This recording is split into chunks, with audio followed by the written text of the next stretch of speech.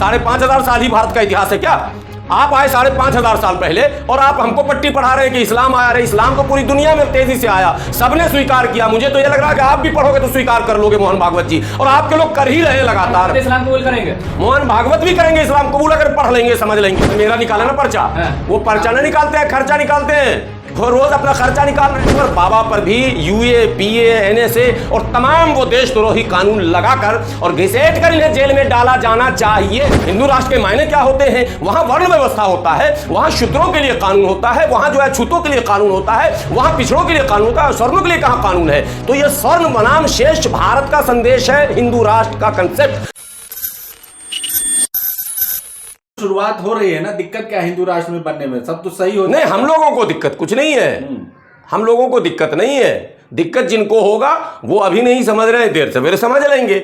समय सबको समझा देता है। अभी वो बाबा बागेश्वर धाम लगे हुए हैं, हाँ, वहां दलित पिछड़े भी भीड़ लगाए हुए हैं, भगवा गमछा पहन पहन के दलित और पिछड़े। अब जब मैं दलित पिछड़े कह रहा हूं तो कमेंट में आपके लिखेंगे वो कि तुम हम में जातिवाद फैला रहे हो। और भैया हम नहीं फैला रहे हैं, और हम अलग नहीं हैं, हम भी उसके शिकार हैं। ये भारतीय व्यवस्था है जो आर्यंस ने हम पर लादा है। जो राक्षस जिसको कहा जाता है वो आदिवासी है। ये सब प्रमाणित हो चुका है। महिषासुर का जन्मदिन मनाया गया जेएनयू में, जिस महिषासुर को आप देखिएगा दशहरा में जो है वो भाला मारा जा रहा है। तो ये एक अलग इतिहास है, इस पर हमको अब बहस करने की जरूरत नहीं है।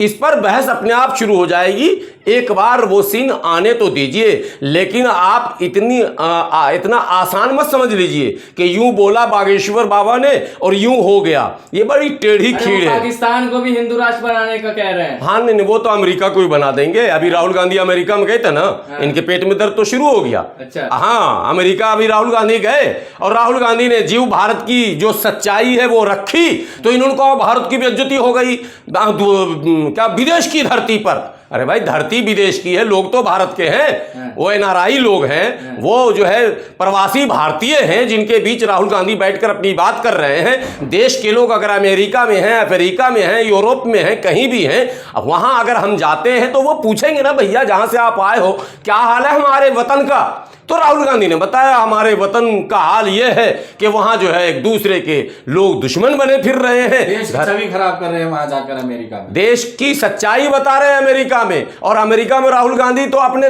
भारतीयों को बता रहे हैं। अमेरिकी संस्थाएं तो वहां बुकलेट छाप रही हैं और अखबारों में छाप रही है। आप देखिए ना रेटिंग में क्या हाल है। अमेरिका से प्रकाशित कई रिपोर्टों में बाज़ाब्ता बताया गया है। मणिपुर में क्या हो रहा, कोई चर्चा कर रहा क्या? 100 लोग मारे गए, जातीय संघर्ष है, हिंदू बनाम क्रिश्चियन उसको किया गया। 3-4 दिनों तक जब मणिपुर में हिंसा शुरू हुई तो एक चैनल है जिसने बाज़ाब्ता चलाया कि रोहिंग्या ये काम करवा रहा, रोहिंग्या मणिपुर के माहौल को खराब कर रहा। कितना बेतुका बयान, कितनी बेवकूफ़ी और अहमकाना बयान। अरे भाई, रोहिंग्या वो तो खुद भागा हुआ परेशान है, शरणार्थी है, उसकी क्या मजाल के वो एक स्टेट को इस तरह से उथल पुथल कर दे। अरे वहां तो कुकी और मतई के बीच पंगा है, जिसको भारतीय जनता पार्टी ने और हवा दे दी। और वहां अल्पसंख्यक बनाम बहुसंख्यक एक अप्रत्यक्ष युद्ध है जिसमें सरकार शामिल है, और सरकार वहां के अल्पसंख्यकों के ऊपर हमले करवा रही है और उसे मार रही है और कह रही है कि हमने इनकाउंटर कर दिया टेररिस्ट का। भारत के सेना प्रमुख ने कहा है, ऑन रिकॉर्ड बयान है, कि मारे गए लोग टेररिस्ट नहीं है, वहां जातीय संघर्ष है, वह भारतीय है। और वहां के मुख्यमंत्री का बयान है कि हमने टेररिस्ट को इनकाउंटर कर दिया। आप सोचो भारतीय जनता पार्टी की मानसिकता क्या है। वो तो हमको भी मार के कहेंगे टेररिस्ट को हमने मार दिया, उन्हें ये पता ही नहीं टेररिस्ट है। अल्पसंख्यक मतलब उनकी नजर में टेररिस्ट है। उनका अपना शब्दकोश है, उनकी अपनी डिक्शनरी है, उनकी अपनी किताब है, उनका अपना इतिहास है, सब कुछ अपना। भैया मोहन भागवत तो कह रहे हैं ना कि इस्लाम तो भारत में ही सुरक्षित है, और स्पेन से अल्बानिया तक जो है इस्लाम जो है आक्रामक से फैला है। मोहन भागवत जी 3-4 किताबों का नाम बता देता हूं आपके चैनल के माध्यम से। और स्पेन से और मंगोलिया तक का जिक्र करने से पहले मोहन भागवत जी, हाथ जोड़कर विनती करता हूं, आपके समाज के, आपके जाति के महापंडित राहुल सांस्कृतायन हैं, उनकी लिखी किताब वोल्गा से गंगा तक पढ़ लीजिएगा। बाल गंगाधर तिलक की लिखी किताब the Arctic home in the Vedas पढ़ लीजिएगा। रुमिला थापर की किताब पढ़ लीजिएगा और पंडित जवाहरलाल नेहरू की भी पढ़ लीजिएगा, अगर उन्हें आप पंडित समझते हैं तो। उन्होंने भी अपनी किताब में बाज़ाब्ता ये लिख रखा, इन तमाम लोगों ने 150 ऐसी किताबें हैं जिनके लेखक भी ब्राह्मण हैं, और उसमें ये लिखा हुआ है कि आर्यंस 5,500 साल पहले भारत आए थे, आक्रमणकारी हैं आर्यंस, और आर्यंस ने यहाँ के कल्चर को तहस नहस कर दिया, हड़प्पा की पूरी संस्कृति को बर्बाद कर दिया, यहाँ के मूल निवासियों और आदिवासियों को मारा पीटा और उन्हें अछूत और उन्हें क्या कहते हैं राक्षस कहकर संबोधित किया। और ये हमको पाठ पढ़ा रहे हैं। 5,500 साल ही भारत का इतिहास है क्या? आप आए 5,500 साल पहले और आप हमको पट्टी पढ़ा रहे हैं कि इस्लाम आया। रहे इस्लाम तो पूरी दुनिया में तेजी से आया, सबने स्वीकार किया। मुझे तो यह लग रहा है कि आप भी पढ़ोगे तो स्वीकार कर लोगे मोहन भागवत जी, और आपके लोग कर ही रहे लगातार। इस्लाम कबूल करेंगे, मोहन भागवत भी करेंगे इस्लाम कबूल, अगर पढ़ लेंगे समझ लेंगे तो। लेकिन उनकी मजबूरी इतने बड़े पद पर है कि पद खोना पड़ जाएगा। अब लोग पद खोना नहीं चाहता है, इसलिए वो इस्लाम की सच्चाई जानते हुए भी मजबूरी है नहीं बोल सकते। उन्हें पता है इस्लाम की सच्चाई।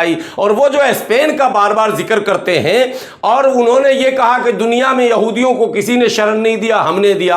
पारसियों को किसी ने शरण नहीं दिया, हमने दिया। अरे आर्यंस को हमने शरण दिया, वरना आर्यंस यहां स्थापित कैसे हो पाते? हम यहाँ के मूल निवासी है, हमारे पूर्वज कुछ भी आस्था रखते थे, प्रकृति की पूजा करते होंगे, बौद्ध धर्म में होंगे, जैन धर्म में होंगे, किसी धर्म में होंगे, लेकिन अल्हम्दुलिल्लाह उन्होंने इस्लाम को कबूल किया और वहां से हम लोग लगातार हैं। तो हमें लग रहा है ये इस्लाम तो लोग लगातार कबूल कर रहे हैं। अभी भी इस दौर में जहां लोग इस्लाम पर चारों तरफ से हमले कर रहे हैं, वहां रोज आप खबर सुनेंगे। अभी भोपाल की खबर आपने नहीं सुनी क्या? लगातार सरकार धरपकड़ कर रही है। वो प्रोफेसर की खबर सुनी जो खुद भी इस्लाम कबूल किया, उसकी बीवी भी इस्लाम कबूल की, उसके एक दोस्त को मीडिया वाले ने पकड़ा।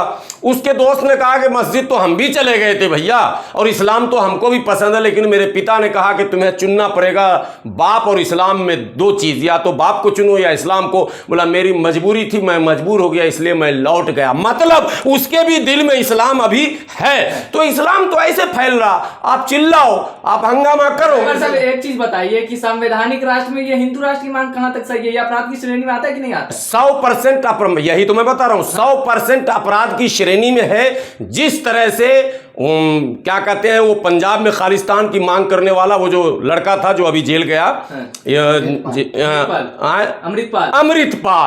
अमृतपाल की जिस तरह से गिरफ्तारी हुई, जिस तरह से कश्मीरी चरमपंथियों को कैद किया जा रहा है,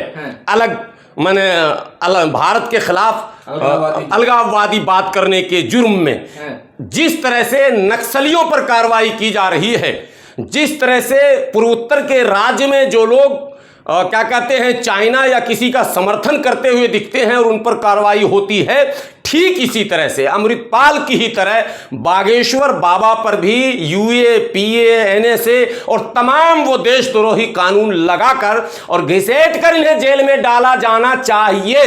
और याद रखे बाबा बागेश्वर भी सरकार है, ये किराएदार हैं, मकान इसका स्थायी नहीं होता है। जो आज साहिब मसनद है कल नहीं होंगे, किराएदार है, जाती मकान थोड़ी है। तंत्र स्थापित हो गया है, सिंगोल नहीं देखते। अरे सिंगोल उंगोल सब, इससे पहले सिंगोल नहीं था क्या? आप फिर याद दिला दे रहे हैं। भारत के हिंदुओं को ये भी पता नहीं, सिंगोल रखा हुआ था प्रयागराज में, प्रयागराज के म्यूजियम में था। और भारत में जो हिंदू हैं वो कहते हैं कि हमारे धर्म का प्रतीक यानी मेन जो है वो अयोध्या राम जी की जन्मभूमि, ये हिंदू कहते हैं, मथुरा कृष्ण जी की जन्मभूमि, और काशी जो है वो हर हर महादेव की भूमि है। तो भैया न काशी के संत, न अयोध्या के संत, न मथुरा के संत, न प्रयागराज के संत आ गए कहां से? हट्टे कट्ठे मुट्टे पूरा चार्टर विमान भर के आ गए तमिलनाडु से संत। अब बताओ, सेंगोल तो रखा हुआ था प्रयागराज के म्यूजियम में, तो तमिलनाडु वाले संत के हत्थे कैसे चढ़ गया भैया? इसका मतलब सरकार चुप्पे से ले आई थी। सेंगोल जो स्थापित उस दिन किया गया है, उत्तर भारत के सारे संतों का बहुत बड़ा अपमान हुआ है। उन संतों को पूछा ही नहीं गया। राम के नगरी मैंने जो इतना बड़ा मसला है अयोध्या, वहां के एक संत भी नहीं, कृष्ण की नगरी मथुरा से एक संत भी नहीं, और काशी जो कि कहा जाता है एक बहुत बड़ा पीठ है, एक भी आप संत। बाबा बागेश्वर धाम पे कह रहे हैं कि देशद्रोही का मुकदमा होना चाहिए, लेकिन लाखों लाख लोग उनके समर्थन में आ रहे हैं। लाखों लाख लोग तो अमृतपाल के पीछे भी है, लाखों लाख तो बाबा राम रहीम के पीछे भी है, लाखों लाख लोग तो आशाराम के भी पीछे, लाखों लाख लोग तो कई देशद्रोहियों के पीछे घूम रहा। अभी पीएफआई बैन किया गया, उसके पास भी लाखों लाख लोग जमा होते थे। भाई देशद्रोही काम करोगे तो लाख करोड़ न गिना जाएगा। वहां मुद्दे पर बात होगी। किसी के पीछे 1 लाख चला जाएगा तो वो क्या भारत तोड़ देगा, और किसी के पीछे 5 लाख लोग चले जाएंगे तो वो संविधान मिटा देगा। ये 5 लाख का देश है क्या? ये 125 करोड़ की आबादी है, और यहाँ हिंदू, मुस्लिम, सिख, ईसाई, जैन, पारसी, आस्तिक, नास्तिक बहुत बड़ी आबादी है जो धर्म में भी बिलीव नहीं करती है। उसकी भी आबादी करोड़ों में यहाँ है जो किसी धर्म को नहीं मानती। तो आप क्या करेंगे? केंद्रीय मंत्री आरती उतारते हैं उनकी, बागेश्वर बाबा की। नहीं, वो तो अरे उनके पास काम ही नहीं है। जब तक सत्ता में वो है वो आरती उतारेंगे, पाकिस्तान का वीज़ा देंगे। उनसे काम पूछो। जो केंद्रीय मंत्री आरती उतारते हैं वो हमारे यहाँ के सांसद हैं गिरिराज सिंह। उनके पास पूछो कि आपने बेगूसराय में काम क्या कराया, एक पत्थर न कहीं मिलेगा गिरिराज सिंह के नाम का।